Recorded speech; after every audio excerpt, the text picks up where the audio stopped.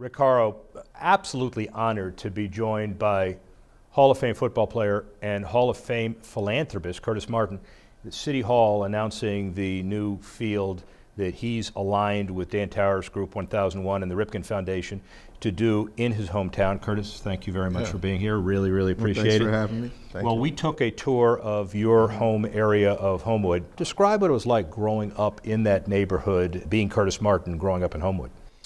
Well, look, I don't think my experience was any different than anyone else growing up there.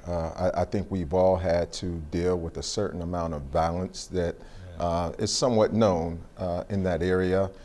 Just to give a little background, my grandmother, who was like my mother, who lived in that area, we found her murdered with a knife in her chest and eyes wide open and a broken neck and everything. When you were how old? 9 years old.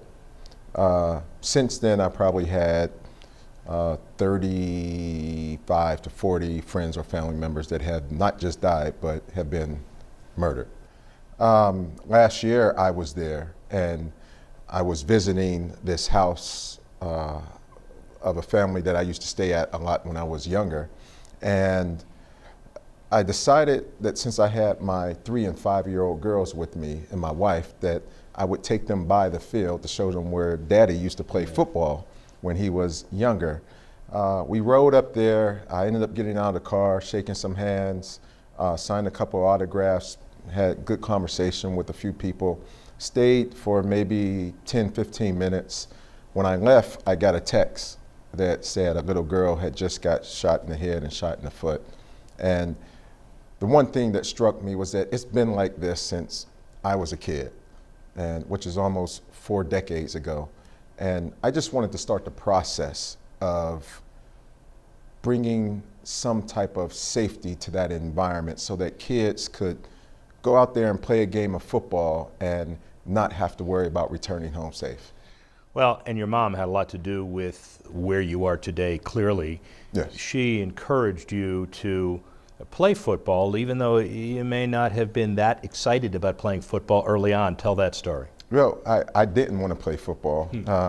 The head coach, who was also the gym teacher at the school I went to, Taylor Alderdice, had asked me to play every year, and I told him, no, I don't feel like rolling around in the dirt with other men. You know, that was my comment about football. Yeah. Well, at the same time, my childhood best friend, someone mistaken identity, jumped out of a car with a shotgun and shot him in his chest.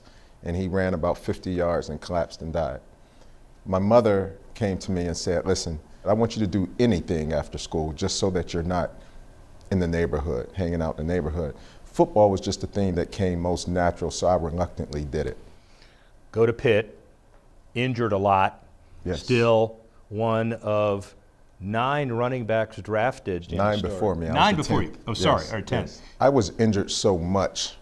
I think a large part of that was because I didn't take football serious. So it wasn't until my junior year, I believe, that I started really lifting weights. I mean, I was a knucklehead in college, I'll be very honest. And so once I got drafted, I remember telling my family members and everyone who was there that I didn't want to play football. And one guy said to me, he said, well, Curtis, maybe football is just a vehicle that's going to help you to do all the good that you want to do in your community and, you know, in the country and around the world possibly. So maybe football is just that vehicle. And it was from that moment on that football took on a different purpose.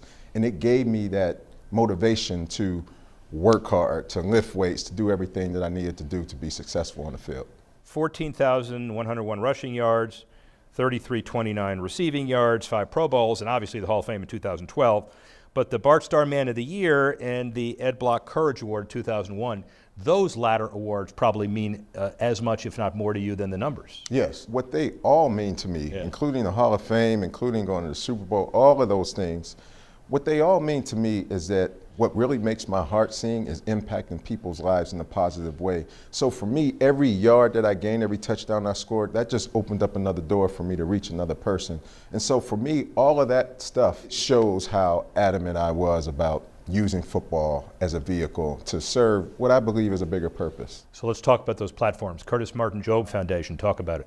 It was formed because I grew up with a single parent mother who struggled to just keep clothes on my back and food on the table. 6 and 7 years old, I had to stay in the house by myself till 9 or 10 o'clock at night because we couldn't afford a babysitter.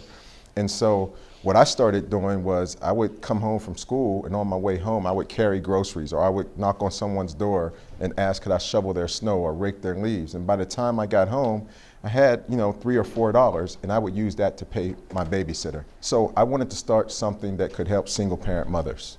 And that was how the Job Foundation started.